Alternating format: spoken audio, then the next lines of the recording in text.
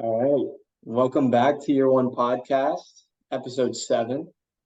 I'm Gavin Farnan. Today we got all the boys with us. We got Micah McNeil, Felipe Segura, and Doing Zachary Crilley. And I know we had an interesting week this week. Micah in particular, I know you had a interesting week. If you want to give a little color to that. Yeah, I can jump in. Yeah, so last week I was actually laid off from the great company that I was working at, a company called Multiverse. Education technology, late stage startup, beautiful. Loved the company. Had been there for 6 months. They'd been growing a little too fast and were having some financial difficulties, and they needed to cut the new weight. I totally understand. But I think the beauty in that and going through that and being sort of what we're trying to make this podcast is about being organic and being authentic. And going through the experiences that like so many of our friends go through. I'm going through it personally now. But having those moments and being able to improve from them, being sort of anti-fragile to them. I think the best analogy for sort of what I'm going through is like you're lifting weights, right? And because of that, your body gets weaker. But if you keep doing that in the long run, your body gets stronger. And I think if you take that analogy and apply it to anything in life, sort of like getting laid off, breaking up with a girlfriend, traumatic experiences that happen, if you're able to do that, go through that trauma and then grow from them, that's exactly what you're trying to do. So I have a good amount of interviews lined up. And I'm super excited about, sort of going through this bad experience, but knowing that there's going to be sun on the opposite side. So thank you for that, Gav. Yeah, and that kind of segues us into the topic we want to dive into today, which is the power and influence of communities and the people that we kind of surround ourselves in. And I know for me, I mean, recently I moved from Boston, which I was living in for 20 plus years, and I moved all the way out to San Diego. And, I found myself just repeating behavior, working, going out on the weekend, and then repeating. And I feel like the thing that really opened my eyes up, and it's almost similar to your story, Micah, where like opportunities just get bigger and bigger, and they're what you want. Because I feel like when I was in Boston, I was kind of blinded and in an echo chamber in a way of just reinforcing ideas that other people had or I thought I wanted. And moving out here, I feel like my independent thought is just so much easier because I don't have any expectation or anything like that to go out or to do what other people are doing. But in your case, Micah, like have you felt that in any way? I know you said you liked the company and you loved all the work you did, but does it open up your mind to other stuff? Yeah, no, I think what I found is I found something that I really enjoyed doing, right? I found work that felt like play, right? And it it's like sort of the quintessential thing, right? Of trying to find work that feels like play. And I found that at Multiverse. So I didn't have that prior. So if I can just take what I got from that, and even though I got let go, and bring it into some other company or other sphere, then that's huge. I think that's the best way I can answer that question. I appreciate your candor in sharing this, Micah, because part of the beauty um, of this podcast, and it's something that we've intentionally talked about, is hey, we unlike a lot of people that make podcasts after they've hit their success threshold, and you can look at them and they have records to point to. Oh, I've had an illustrious career and a long resume and big exits and all this media attention. We're kids and we're figuring it out and we're in the trenches and we're going through that now. And what the beauty of that is it's like, okay, I think we're gonna make it, but you get to follow along to see if we do. And yeah, like you're diplomatic in saying I understand cutbacks and first in, first out, but that doesn't take away the gut punch. Like it still sucks. Right. And even if you understand rejection, it still sucks to be on the receiving end of it. Hmm. Yeah. I totally agree. Yeah. I think this, I don't want to say this is cool, you know, but like I think this is like the podcast is actually going into its like effect, going off of like what Zach you said. Like this was meant to be like about the journey and about like actually going through the bumps. And like I feel like this is the first episode where we're actually like being able to talk about like the first bump, you know, like something actually comes in the way and you're like, all right, how do you like shake it off and like move on? So like how are you doing that, Micah? I know we're kind of like coincidentally, this was not on purpose, like that we're going to talk about community and then like there's like a layoff in the group. And so it's like super, you know, intended. But Mm-hmm. how are you going about that? Right. Because I know like in most jobs, and when you're looking for the next opportunity, it's about who you know, right? Like how many people blind apply off LinkedIn or stuff like that. It's like very difficult, right? So, yeah. Yeah, so I think what one thing that's always been huge for me, in everything, my whole life has been relationships that you make with people. Whether that be a mentor, whether it be you guys, whether it be friends that I had over yesterday, whether it be, someone you meet on the street. There was a guy I was on the plane with this guy when I was going back to DC. We talked for 3 hours about everything. This random, just bald white guy, just random guy. We talked for 3 hours. And what did I do on Thanksgiving? I sent him an email thanking him on Thanksgiving for that conversation. And I do that for all my mentors or everyone who's helped me. And I think that's important. So after, when the first company I worked at wasn't a great fit, I knew I never wanted to be in sort of limbo on trying to find another opportunity. Right. So this company that I'm, applying for now reached out a couple of months ago. I said I'll keep them in my back pocket in case you have a rainy day, like what happened to me last week. And so, not being, feeling bad for myself or getting lazy, I had that interview the next day. Like, let's fucking go. I mean, you want to throw me in the soup? I'm totally flailing. Like Zach said, we're all fucking flailing, trying to figure it out. I know we started a podcast, but to Zach's point, it's like until you have external success, no one really cares. But that's what separates our podcast from what we're trying to do. We're in the soup right now with all of our viewers or, people who like that or sort of on that same path. And we're all here to just figure it out. And it's not going to be fucking easy, as we're saying, evidently, with me personally. But going through those bumps and being able to be anti-fragile for them, get better after that shock is super important. I'm trying to do that now. Yeah, that kind of I feel like that kind of goes into what we were talking about earlier, which is like the 10,000 iterations that you kind of alluded to Hmm. last week, right? Like and you're like, "Oh, like it sucks that this happened, but if you had never done this opportunity, you wouldn't know a little bit more about yourself and like what you're looking for, right? And so like Right. that next opportunity, you have a better idea about the world and like how you can contribute to it, which I think is like essentially the point of all of this, right? Yeah.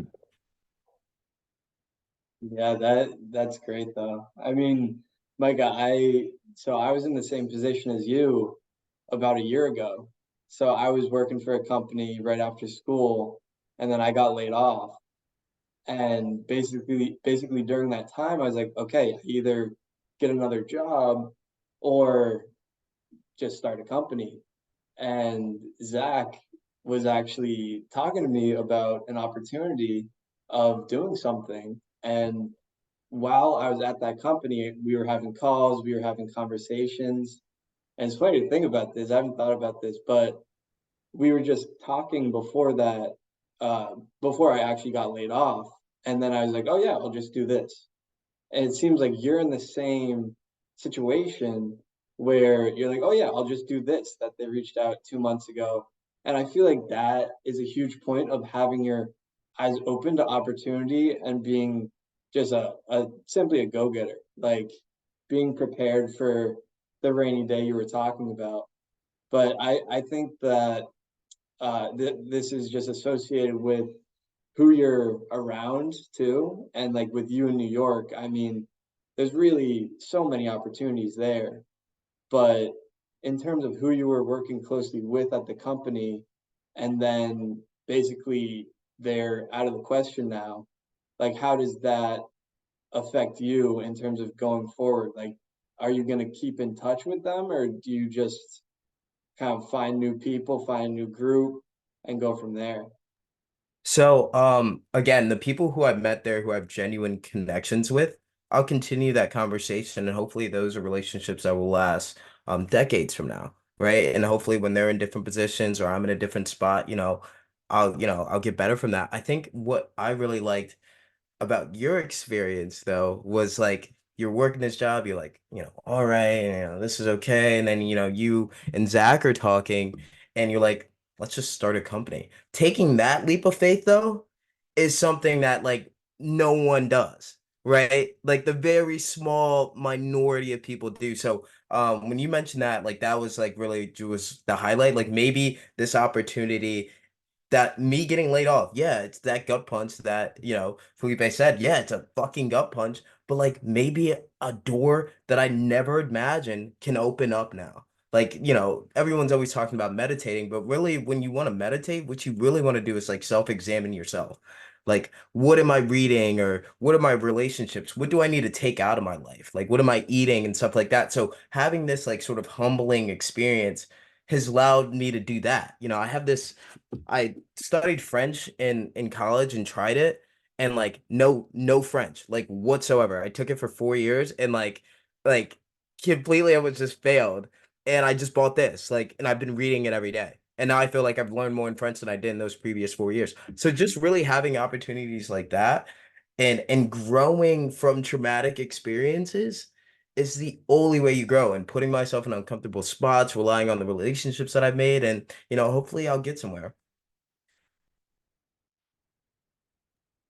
And that's such a good point, Micah, about putting yourself in uncomfortable spots. And I think you said the word anti-fragile, if not earlier Yes. than previously. And it's I mean, it's kind of like the rejection. It's like, even if you know it's good for you, it sucks. Or it's like taking medicine. Like, even if you know it's good for you, it sucks. And it applies to every domain in life. And I think the one that resonates most with people, especially young men, is the physical, right? I mean, you're a college athlete. We've all had our experiences in athletics or difficult physical triumphs, and it's like, yeah, like it sucks to be running in the rain on mile 10 and all you want to do is quit, but like the high that you get after that is so great. um and yeah, it sucks, like running through the mud in terms of the job, and now you're thrown back out into the sea and you have to figure out how to latch onto another ship, right? But that's the anti-fragility that really will drive forward true foundational um success and progress, and rightly earned success and progress. 100%. And then the other kind of to guess shift into the community talk here, when you said, I mean, first of all, Gavin, I remember that phone call where you called me and you're like, well, man, I got a big opportunity. And I thought, oh God, what's this gonna be? And you're like, I got laid off. So let's just go all in on this thing. Which is a great memory. And I've thought oftentimes like, oh, thank God Gavin got laid off, because that ended up working really well. But in terms of the community, you said, Michael, like, yeah, not a lot of people would think the way that panned out, that Gavin did in that situation, which is funny because just this week, and I think that this talks to like who you surround yourself with. Just this week, one of my former roommates called me and was like, hey man, like my boss got fired. Like, I love that guy. He was the reason I was at the business. And this is a catalyst. Like, I'm gonna quit and start my own company, and like it was a guy who has the fire like us, and it's just so great to see people taking that fire and letting it burn through and letting it shine. And that it was just funny to me to hear you say that, because I think that a big part of how community shapes a person is showing a viable path for what's possible, right? And if you're surrounded by people that take this decision of, okay, I got fired, why don't I just go do my own thing? And then that can reinforce, it can justify the ability to do that, so that you don't look at yourself and say, like, oh, that's crazy for me to do that. It can make it a viable path for you to follow. And I really think that with community and like being able to make that big leap, like without a vision of what's possible, like there's really no way of making that leap. And at least for me, I know, I guess, what my life would have looked like if I stayed in Boston or if I tried to get and apply to another company. And if you have that vision for yourself, like that kid you were talking about, Zach, like he knows what he wants and is able to have faith in the vision of him as an entrepreneur, which allows for that. And I really think that if you don't have that vision of what your ideal community is, then you can't commit to really any decision because you're in the middle again. You're either, oh, maybe I'll go after this opportunity, or I won't start the company because I'm not sure what I do. But it's that certainty in the vision and the long term that allows you to do it. But I guess the question is that really necessary? Yeah, I'm happy that you kind of preface it with a little question mark at the end there, because I was going to push back on it and say I really think it's a disservice to make it sound as if every step that just speaking from my own personal experience, that every step that I've taken has been one where I'm 100% confident in where my foot is going to land and that it's solid ground and that it's going to serve me in the long term. No, I mean, I don't even know if I would frankly want that to be the case. I think part of the fun is putting your foot down and being like, okay, like, is this gonna hold my weight? Is this gonna hold up? But I think that this is where it plays into community, because it's, if you can look at people, especially your peers and people that you know intimately well and that you've spent time with, and say to yourself, okay, Gavin has put his weight on this stone, or Felipe's put his weight on this stone, and he's been able to figure it out. I think I can too. Yeah, I mean, to that point, you kind of have to build your own echo chamber. And like, usually when people talk about that, it's like, that's a bad thing. But like, I actually think that in like this case, like it kind of makes sense, right? And I can't remember who said it, but there was the saying that's like, you build your surroundings so then your surroundings form who you are, right? And like, I think it might have been like Churchill or something, but don't like quote me on that, but I think it's like very true, right? Like you surround yourself with a bunch of people who are like in this entrepreneurship journey together, right? And then like when one fails, you kind of like have each other's arms locked, and so you're like, and everyone's like, no, no, no, keep on coming, keep on going, keep on going. Um, and like I remember seeing a clip of some like Silicon Valley entrepreneurs or like VCs that had like started out as entrepreneurs, and he said like basically like there was like this dinner that he would have with a bunch of founders, and the thing about it was the founders, their company, specific companies that like of those founders that would meet for dinner every week, not all those companies ended up being successful, but the ones who stayed in the valley and stayed over that like 10-year period and just kept trying companies or something eventually succeeded, right? So it's just about like, again, the iterations, just staying in there and like having people that are like supporting you, kind of like having like your mom at like a football game, Micah, or whatever, being like, go, go, go, it's kind of like that though. I mean, yeah. Yeah, I've been thinking about this as well, and going off your point, Felipe, like surrounding yourself with those people that you strive to become. And in my circumstance, I mean, I just moved out here and I don't know anybody. And I think that is a huge benefit to me right now, at least, is being alone allows me to focus on what I really want. And like, I won't do something unless I really want it because it's just me.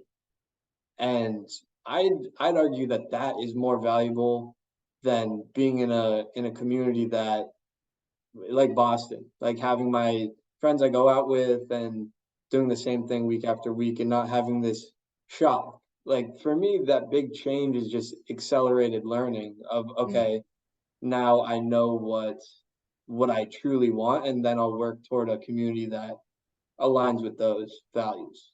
Mm.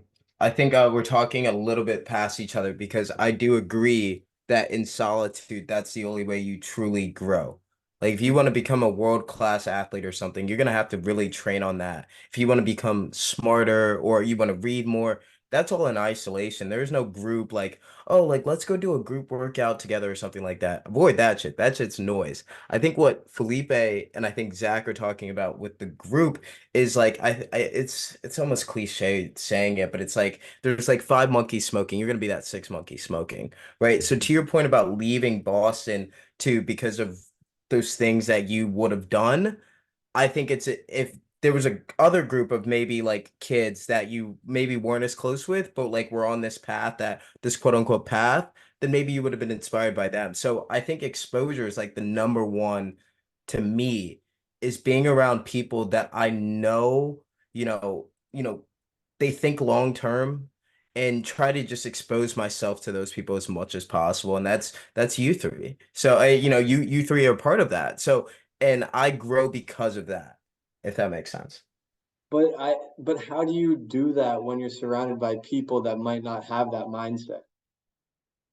I think you somewhat answered your own question. Then you're surrounding yourself around the wrong people. Get a new batch of people. Outsource those people. Anyone who's not helping you grow, outsource them. It's hard.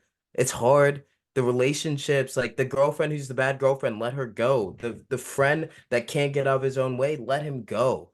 Right? You just literally have to be so focused on outsourcing those people that aren't helping you. And it sounds selfish. It sounds very arrogant or whatever you want to call it, but that's the reality of it. And that's truth. People don't like that, but that's the truth. Yeah, I mean, no, I completely agree. I just think that it's much easier said than done, and most people are going to just stick with the the habits they have, and it's very difficult to get out of that. But once you like, I'm just trying to see like, how do you get to that point? Yeah, I mean, I don't have it figured out. I don't have the answer. But what I do know is that I don't want very meritocratic sort of life. Like I don't want like it just to be a very mediocre. I sort of want to, take a leap of faith. I don't want to just, work all day and then I'm, looking forward to the weekend or looking forward to that Friday beer. I want to find the joy in that Monday and that Tuesday and that Wednesday. In those days, I want to find the joy in every moment. And, I'm still on that path. I still can't wait for my Friday beer, but that's what I am trying to get to, if that makes sense. And I think that starts with exposure, but that's just my take. And Gavin, come on, like, yeah, it's easier said than done, but so is the path of any great individual. If you're taking the path of least resistance, then have fun. It's like short-term pleasure for long-term comfort, or short-term comfort for long-term pleasure. And yeah, it sucks. Like, and I don't think it necessarily has to be like malicious or like, hey man, I don't see you having a future for yourself, so I'm never going to talk to you again. See you later. But I mean, we've all had friends that are the ones like Felipe said, that are the cheerleaders, right? And when you're sitting on long calls with them and talking through your problems, they're listening and they care and they cheer you on. They give you energy to continue. And then we've all had friends that are the bucket of craps, right? That they see you elevating a little bit above them and they try to pull you down. Oh, it's because his parents did this, or oh, it's because so and so happened, or yeah, he got that because, and they try to undermine you and they want to pull you back down, or that's stupid that he's doing that, or it's not great work. um and that's really the crux of it. Yeah, it sucks, sure. It's like fucking getting laid off, or it's like breaking up with a girl, or being breaking up with. It sucks, but that's who you need to be, and that's what you need to do. And inside, you know that, and the longer you don't follow that intuition, the longer your misery will continue. Right. Zach, that we could have made that into like clip that but then like crowd of, whatever, and made that like a motivational video or something, But no, I mean, to your point, like, yeah, it is difficult, and like it is easier said than done, but that is why you do need a group, right? Like, I don't know, like to me, it makes a lot of sense why you have these places like Silicon Valley or whatever, right? That's like all these people are like together, and they're making all these multi-billion-dollar companies or multi-million-dollar companies. I think part of it has to do with like the fact that, yeah, there's like a lot of talented tech workers, but also there's just a lot of talented, like ambitious individuals. And if you go to a bar in Silicon Valley, like what are the chances that someone's going to be working in like tech and like talking about like their company and their struggles, as opposed to being in like Washington, D.C., and then you go to a bar and someone's talking about the difficulties of politics or something, right? So you definitely got to find your setting, and that might be actually like probably one of the harder things, right? Like finding mentors above you, finding people at your level who want to do the same things. um, and like part of the reason is like, or part of the big thing is like you said, Zach, like, or I mean Gavin, like you moved to like a new city to kind of just like get away from a lot of that stuff. Like it makes actually like a ton of sense. Yeah. Yeah, and no, I was more so just trying to poke holes there, but I completely agree. Like there are things that you're going to put off in life that you know are going to come back and bite you. And being associated with the wrong people is absolutely one of them. And the fact that you can look in the mirror and know that, I think is really the first step to the entire process. And for me, that took me, a while to understand. And being in a new city that really has nobody, like I don't know anybody here. I mean, it's lonely, but I really think that there's so much value in solitude and being able to take a step back from that and being just like, okay, this is what I want to align with and where I want to go, and being okay with sticking with that and putting all the work you can into yourself, and then that will show down the road. And that's the solitude point is one that's really interesting. And Micah, you earlier were talking about, yeah, there's certain things that you can only do alone.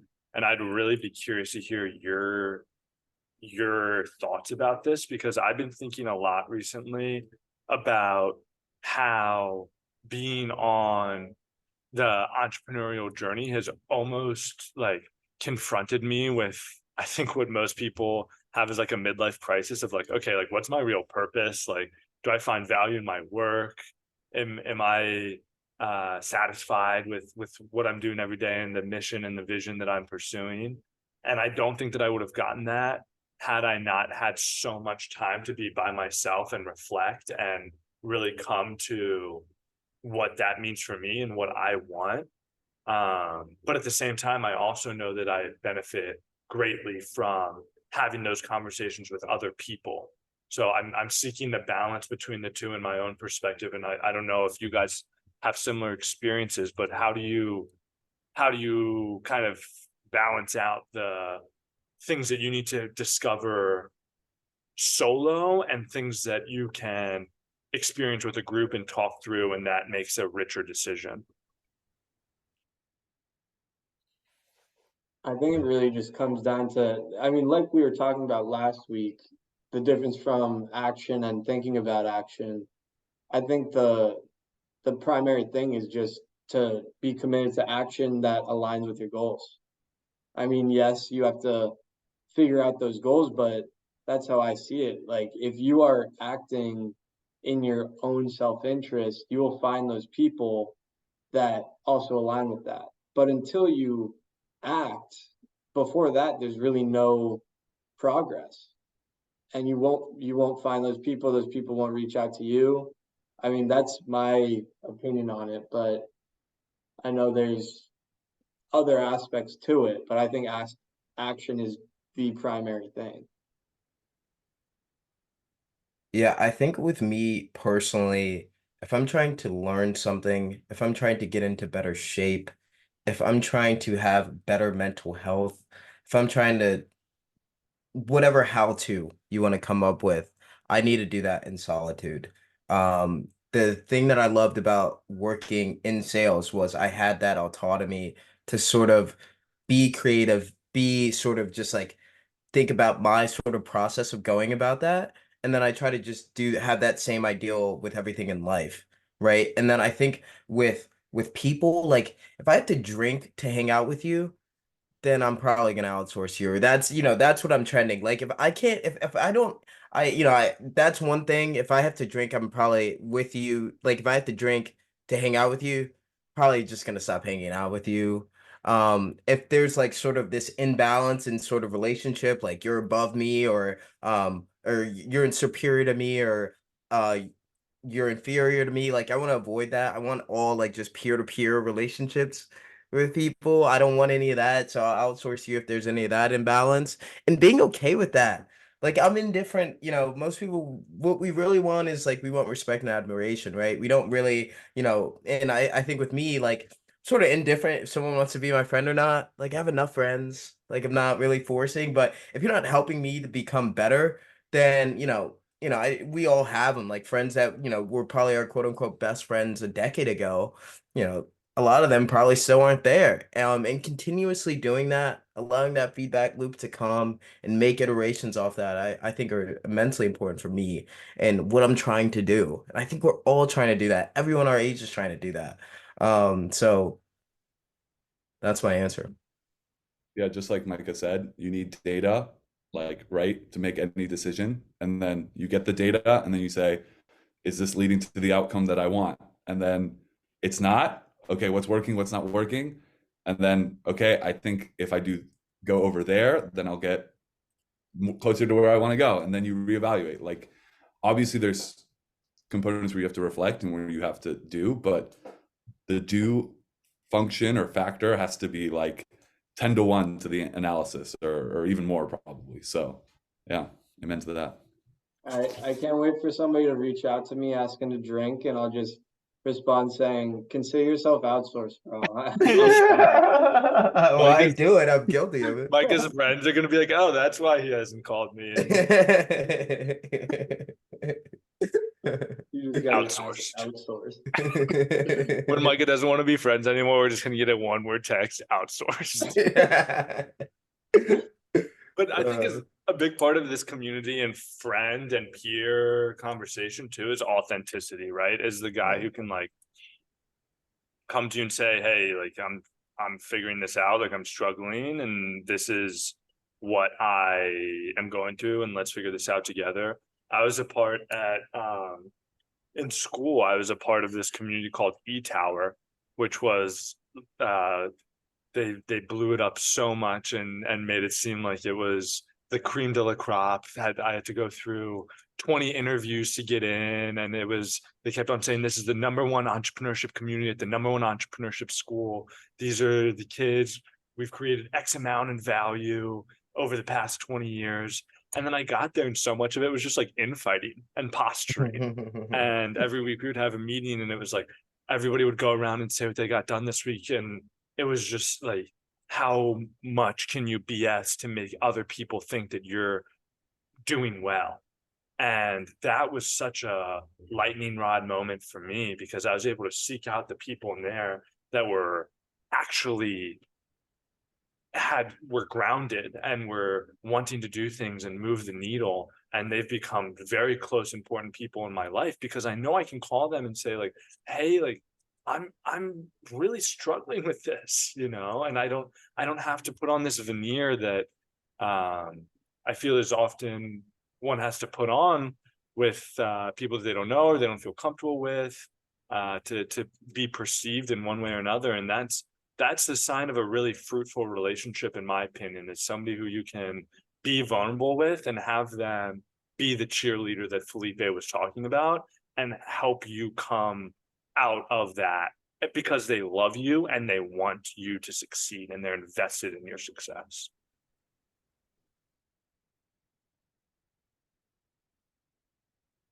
Well, I think that is a beautiful point, and I think that would be a good place to stop it unless we have anything else. But Yeah, I mean, looking for those kinds of people that genuinely care.